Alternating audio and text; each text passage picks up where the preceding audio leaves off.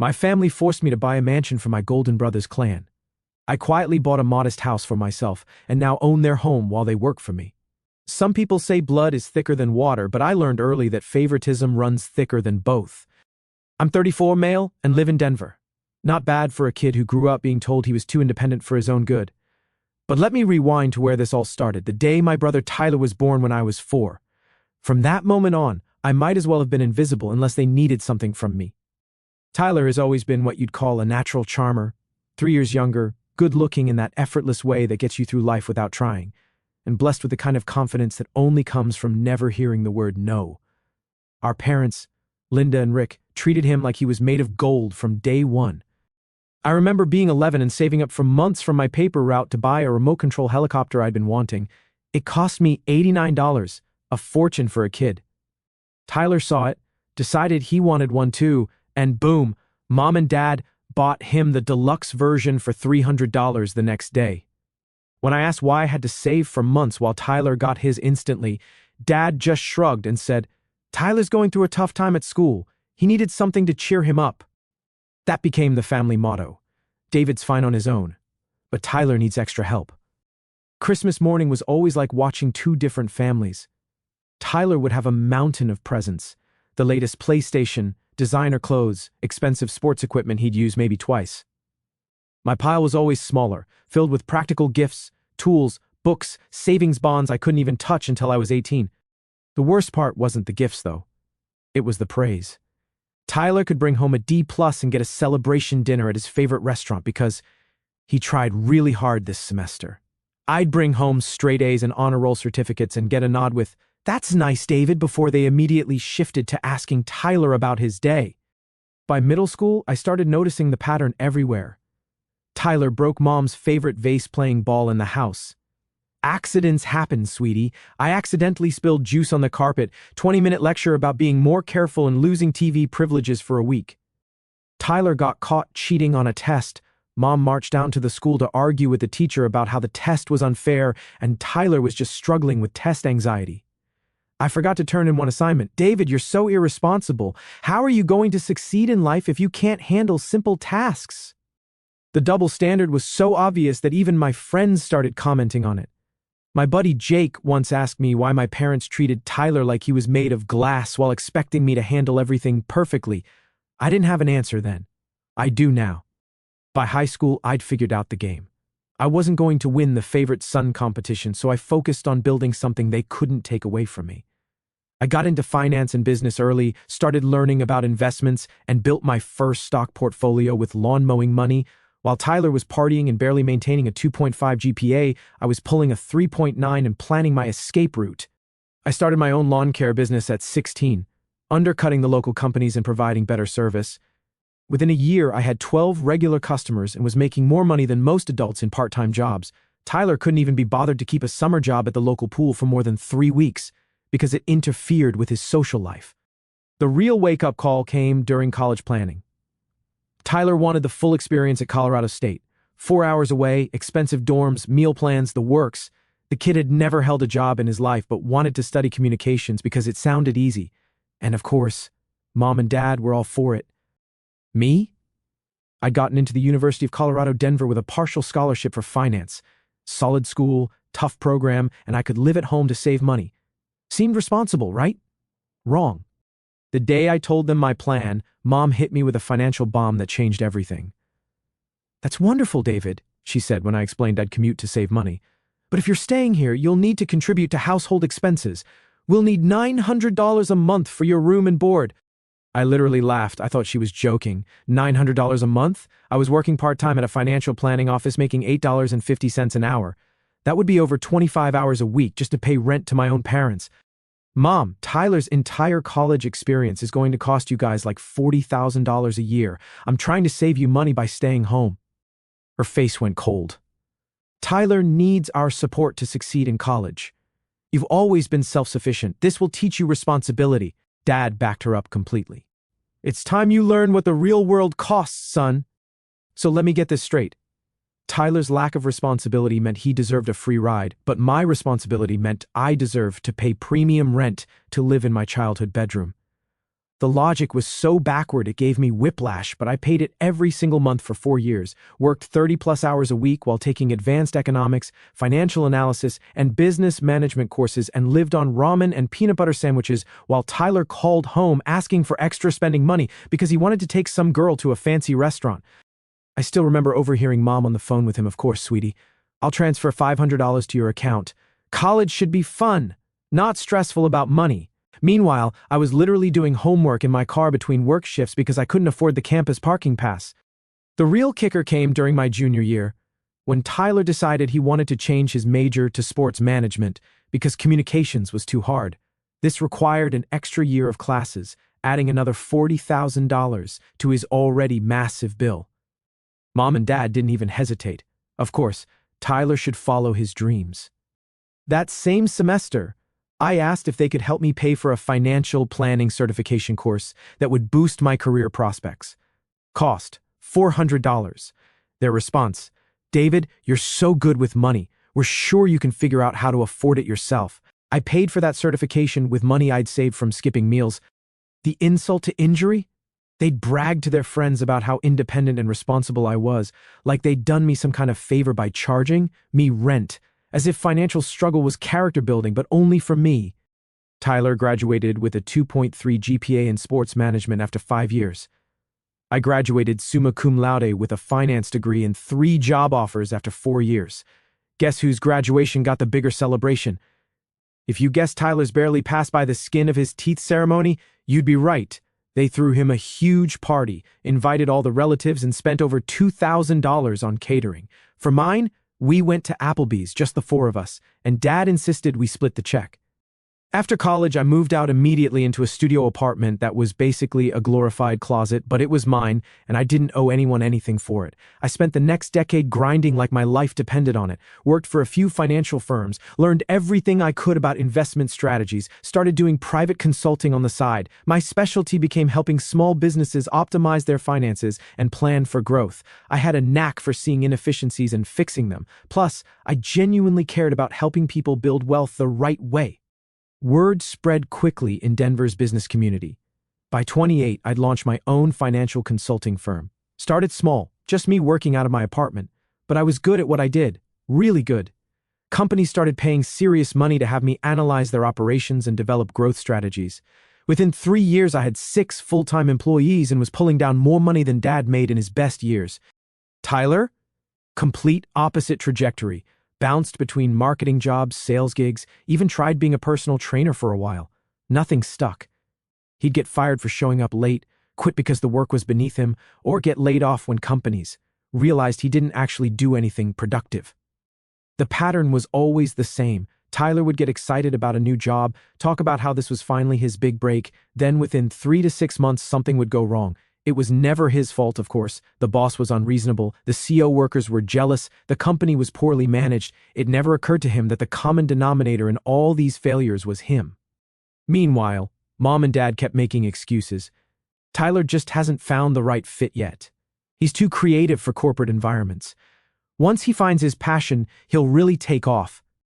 Around 26, Tyler met Jessica at some club. Jessica is, well, there's no polite way to say this, a walking, talking gold digger who saw Tyler's pretty face in his parents' willingness to bankroll his life, and decided she'd hit the jackpot. Jessica is one of those women who's never worked a real job but somehow always has perfectly done nails, designer handbags, and opinions about how everyone else should spend their money. She got pregnant 3 months after meeting Tyler. Whether on purpose or not, I'll leave to your imagination. They had a shotgun wedding that cost Mom and Dad $30,000, which they didn't have, followed by 2 more kids in quick succession. Now they've got 3 kids under 8. Tyler still can't hold a job for more than 6 months, and Jessica spends her days on social media posting about how hard her life is while showing off whatever new thing Mom and Dad bought her. The bailouts became a monthly tradition. Car payments when Tyler got fired again, rent money when they got eviction notices. Credit card payments, medical bills, grocery money, even funded Tyler's brilliant idea to start a social media consulting business, which lasted about 3 months and accomplished nothing except burning through $8,000 of Mom and Dad's money. I kept my distance, showed up for holidays but never shared details about my business or income. Why would I? Every success I had was met with polite disinterest before the conversation immediately pivoted to Tyler and Jessica's latest crisis or what the kids needed. The few times I did mention business milestones, landing a major client, hiring new staff, getting featured in a local business magazine, the response was always the same: "That's nice, David." Followed immediately by, "Tyler's been having such a hard time finding the right opportunity. I learned to just keep my mouth shut and focus on building my wealth." By 2022, my business was doing well enough that I was ready to buy a house. Not just any house, something that reflected all the work I'd put in. I started looking at places in the $400,000 range, which in Denver gets you something decent, but not crazy. I should have known better than to let anyone in my family find out about it. The leak happened through my own stupidity. I was at a client meeting and mentioned house hunting to make small talk. Turns out my client's wife goes to the same yoga class as Jessica in a city of 700,000 people. What are the odds? The phone call started that same evening. "David, honey," Mom's voice was sickeningly sweet. "I heard you're looking to buy a house. How exciting! Why didn't you tell us?" I tried to play it down, "Just starting to look around, Mom. Nothing serious yet." "Well, Tyler and Jessica and I have been talking, and we think this is such a wonderful opportunity. You'll want something with at least 4 bedrooms for when the kids visit and a big backyard where they can play. Maybe a pool." Jessica was just saying how the kids would love a pool. I felt my blood pressure spike. "Mom, I'm looking for a place for me. I don't need 4 bedrooms." "Don't be silly, David. Family is the most important thing. You'll want space for Tyler and Jessica and the kids to come stay, and for your father and me to visit too. We could help you look. Jessica has such good taste." The audacity was breathtaking. I'd been living independently for over a decade, built a successful business, and saved responsibly for years to afford this house. But somehow Jessica, who'd never earned an honest dollar in her life, had good taste that I apparently needed. The next 2 weeks were a relentless assault of text messages, emails, and Zillow links. Not regular houses, but mansions. 5 bedrooms, 6 bedrooms, massive lots, finished basements, 3-car garages, every message highlighting features specifically designed for Tyler's family. "David, look at this one. The basement is perfect for Tyler to set up his home office. This house has a wonderful playroom area for the kids. The master suite has a sitting room where Jessica could do her makeup videos." They weren't even pretending this was about me anymore. Jessica started sending me direct messages about how excited she was to help decorate our new family space and asking if I'd considered adding a hot tub. Our family space, a house I hadn't even bought yet with money I'd earned, was already ours in her mind. Every listing they sent was at least $200,000 over my budget. When I pointed this out, Mom's response was, "Oh, David, with your business doing so well, I'm sure you can afford it. Besides, it's an investment. Property values always go up, right?" An investment in housing Tyler's family rent-free while I paid the mortgage, property taxes, insurance, and maintenance. What could go wrong? The breaking point came when Tyler called me directly, all excited. "Dude, Mom showed us this amazing place on Zillow. 7 bedrooms, 4 bathrooms, huge kitchen. It's perfect for all of us. Jessica's already planning how to set up the kids' rooms." "Tyler, I'm not buying a house for all of us. I'm buying a house for me." "Yeah, but we're family, right? And it's not like you need all that space just for yourself. This way the kids can have their own rooms when they stay over. Jessica and I won't be cramped. Mom and Dad can visit whenever they want. It's like a win-win." I realized they weren't just expecting me to buy a bigger house. They were expecting me to buy their house and let them live in it. The entitlement was breathtaking. "Tyler, who's paying for this house?" "Well, you are, but..." "And who's going to pay the mortgage every month?" "You." "But David, we're talking about family here. We'd help out when we could." "When you could? You can't even pay your own rent consistently." "That's not fair, man. I've been having some bad luck with jobs lately, but things are turning around." I hung up on him. I stopped responding to their messages and kept looking on my own. Found exactly what I wanted about 3 weeks later. A modern 3-bedroom house in a nice neighborhood about 45 minutes from my parents. Perfect home office, 2-car garage, decent yard, and most importantly, space for exactly 1 person to live comfortably. Put in an offer and closed within a month. Kept the whole thing completely secret from the family. I knew Mom was planning a big Thanksgiving dinner. She'd been talking about it for weeks, insisting everyone had to be there for a special announcement. I had a pretty good idea what the announcement would be. Them revealing which mansion they'd picked out for me and expecting me to commit to buying it. The whole family was there when I arrived, Tyler and Jessica's 3 kids running around screaming, Jessica on her phone ignoring them while complaining about how tired she was, Tyler on the couch watching football, Mom bustling around the kitchen making way too much food, Dad pretending to help but mostly just drinking soda. Dinner conversation was predictable.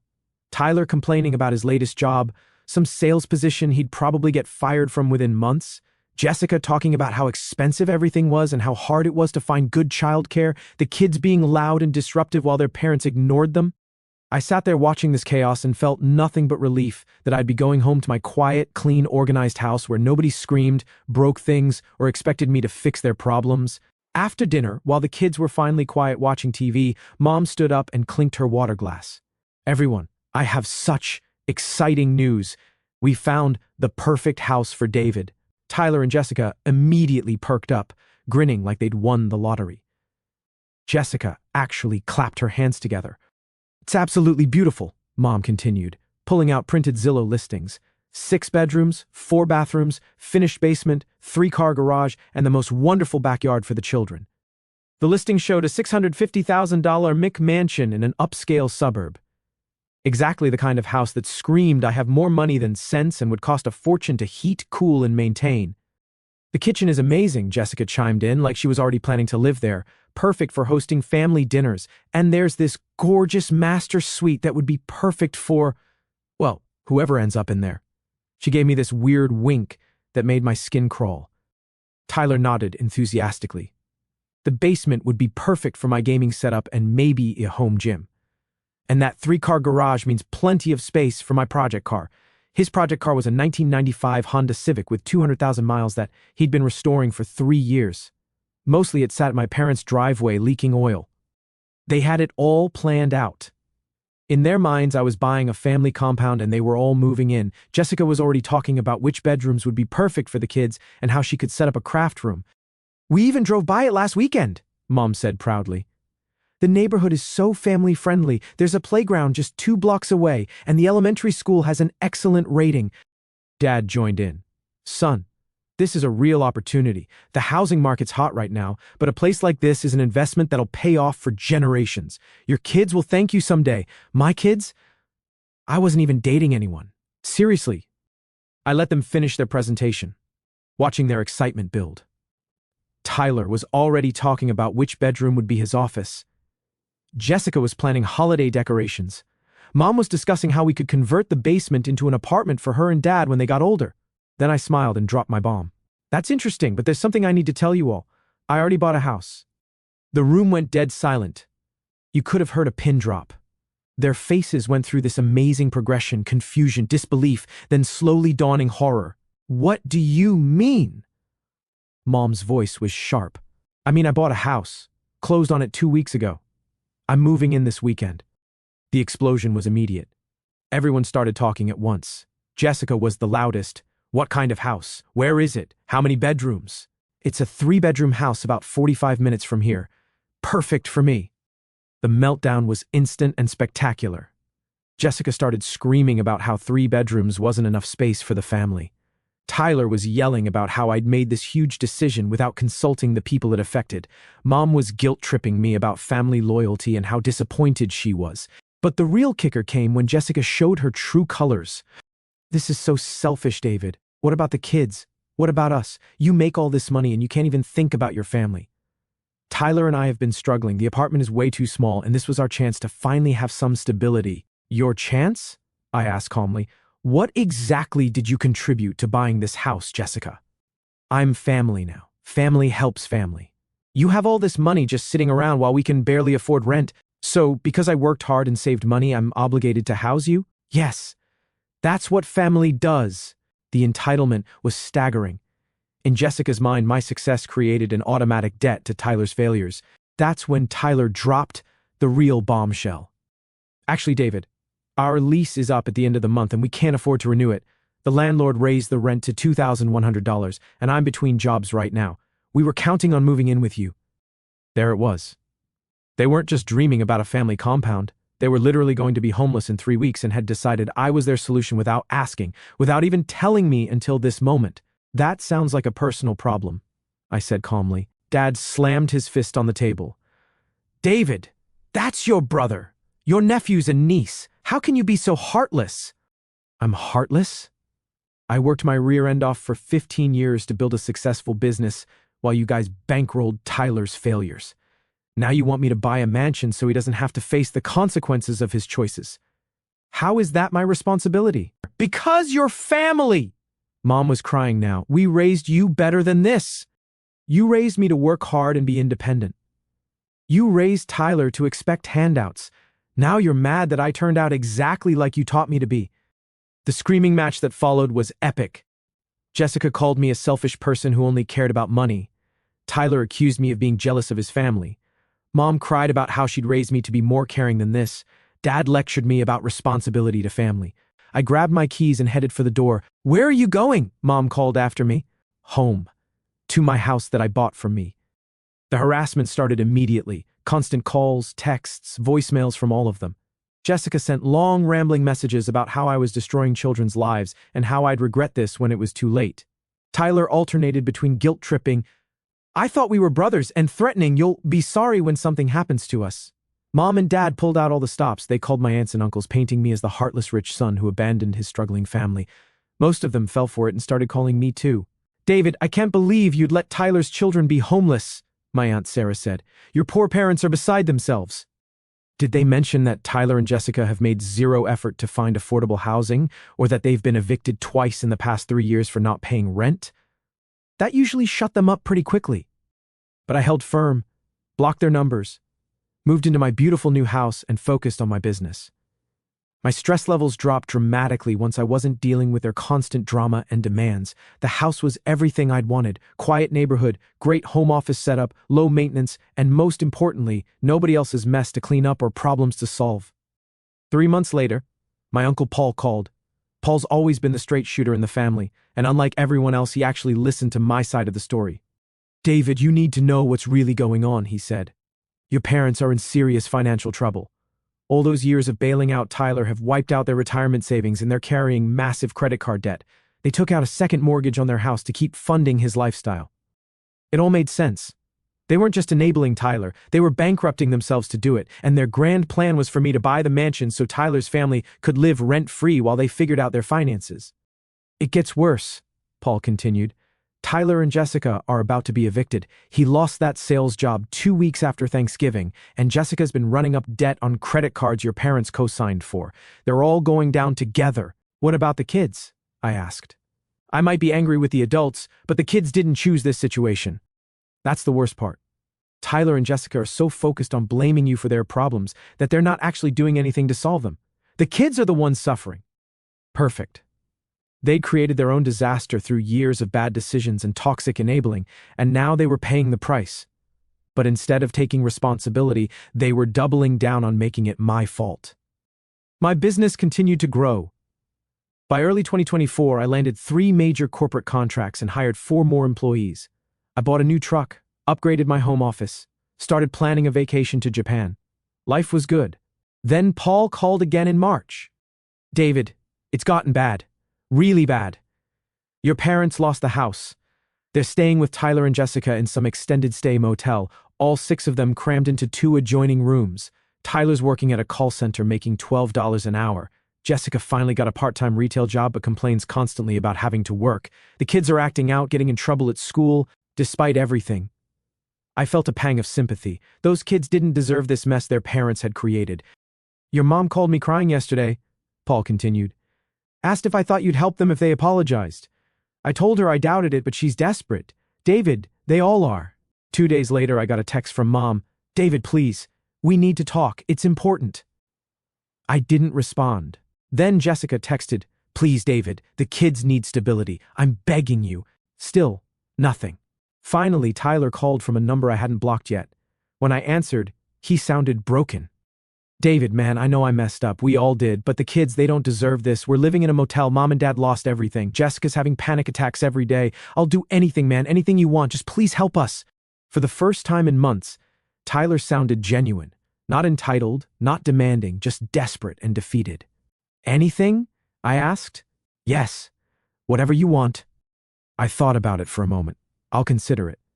But first I want all of you, Mom, Dad, you and Jessica, to meet me at my house this Saturday at 2 p.m. You're going to sit in my living room and explain to me exactly how you plan to pay me back for 15 years of being treated like garbage while you bankrolled failure. David, we don't have money to pay you back. Not money, Tyler. I want something more valuable than money. I want acknowledgement. I want apologies, real ones. And I want Jessica to explain to me why she thinks she's entitled to live in a house she didn't pay for. Saturday came. They showed up in Dad's beat-up old car, looking like they'd aged 10 years and 6 months. The kids were dirty and cranky. Jessica looked like she'd been crying for weeks. Tyler had lost weight and couldn't make eye contact. I let them sit in my beautiful living room and look around at what success actually looked like. New furniture, big screen TV, expensive art on the walls, everything they'd wanted to take over. Nice place, Tyler said quietly. Thank you. I worked very hard for it. Now, let's talk about why you're here. What followed was 2 hours of the most satisfying conversation of my life. One by one, they broke down and admitted everything. How they'd always favored Tyler, how they'd taken advantage of my success, how they'd expected me to fund their lifestyle without ever appreciating what I'd accomplished. Mom went first. David, I know we made mistakes. We thought Tyler needed more help, and you were always so capable, but we took advantage of that. We took you for granted. Dad nodded. Son, we were wrong.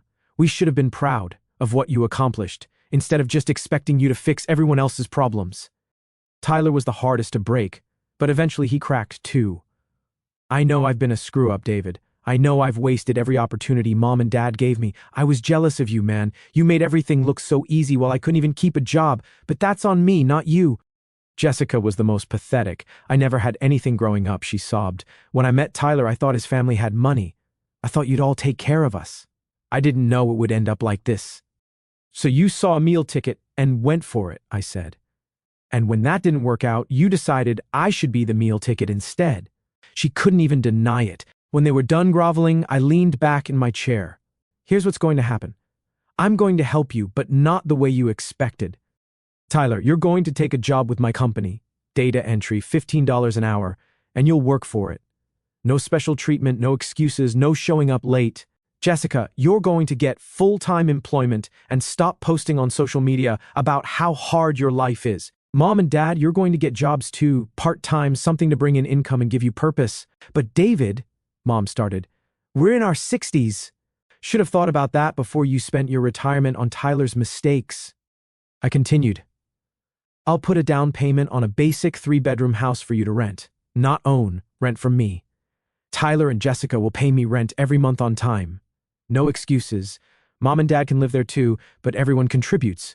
The kids can have stability, but everyone works for it. What if we can't make the payments? Tyler asked. I smiled. Then you'll find out what homelessness really feels like. Your choice. Tyler looked around my living room one more time, then back at me. When do I start? They took the deal. What else could they do? Update, 6 months later? Tyler is still working for me, doing exactly what I tell him to do for exactly what I pay him. He shows up on time, follows instructions, and has stopped making excuses when things don't go his way. Turns out he's actually capable of decent work when he has proper motivation. Jessica works at Target and has stopped posting inspirational quotes about deserving better. She's discovered that having a steady paycheck, even from retail work, feels better than constant financial anxiety. Who knew? Mom and Dad both got part-time jobs and are slowly rebuilding some dignity. Mom works at a local flower shop. Dad does bookkeeping for a small construction company. They're not making much, but they're contributing instead of just consuming. The kids are in a good school district, have their own rooms, and are learning what it means to be part of a family where everyone contributes instead of just taking. Their grades have improved, their behavior problems have decreased, and they seem genuinely happier with the stability. The house I bought for them isn't fancy, a basic 3-bedroom ranch in a decent neighborhood, but it's clean, safe, and affordable. More importantly, everyone who lives there has to work to stay there. And me? I'm planning that trip to Japan, driving my new truck, and sleeping peacefully in my beautiful house that no one else gets to live in. My business is thriving, my stress levels are manageable, and I finally have the family dynamic I always wanted, one where I'm in control. They call me every month to thank me for saving the family. What they don't understand is that I didn't save them. I bought them. And now they work for me, live in my property, and follow my rules. Tyler texted me yesterday, "Thanks for giving me a chance, man. I know I don't deserve it." He's right. He doesn't deserve it. None of them do. But sometimes the best revenge isn't refusing to help. It's helping on your own terms. They wanted me to fund their lifestyle. Instead, I gave them exactly what they always needed, but never wanted: accountability. It's exactly what they deserve, and exactly what I always knew I'd end up with: complete control over my own life, and theirs too. Best investment I ever made.